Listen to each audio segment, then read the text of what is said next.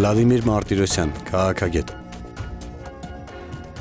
Ադրբեջանը քանդում էր եւ քանդում է եկեղեցիները, իսկ Փաշինյանը հարվածում է եկեղեցուն։ Նրանք գործում են տարբեր գործիքներով, բայց նույն արդյունքի համար։ Ադրբեջանը բուլդոզերով ոչնչացնում է հայկականությունը, Փաշինյանը նարատիվով ապամոնտաժում է դրա պաշտպանությունը։ Ադրբեջանը ուզում է, որ Արցախը դադարի լինել հայկական հիշողության մաս։ Փաշինյանը հայտարարում է, որ արցախյան շարժումը չենք շարունակելու։ Ադրբեջանը ուզում է, որ հայը հրաժարվի իր պատմական իրավունքից։ Փաշինյանը հայտարարում է, որ պետք է հրաժարվել պատմական Հայաստանի գաղափարից։ Ադրբեջանը ուզում է, որ հայը դադարի խոսել վերադարձի մշակութային ժառանգության բռնի տեղահանվածների իրավունքների մասին։ Փաշինյանի քաղաքական գիծը գնում է նույն ուղղությամբ՝ փակել թեման, ավարտված հայտարարել, վերածել անցյալի։ Սա է պատճառը, որ շատերի համար Փաշինյանի հակաեկեղեցական արշավը այլևս չի ընկալվում որպես ներքին քաղաքական պայքար։ Այն ընկալվում է որպես ադրբեջանական ռազմավարության ներքին սպասարկում, որովհետև երբ միակ ինստիտուտը, որը դեռ ամբողջ աշխարհին հիշեցնում էր Արցախի հայկականության մասին, դառնում է իշխանության գլխավոր թիրախը, արդեն դժվար է հավատալ, թե դա պարզապես ներքին վեճ է։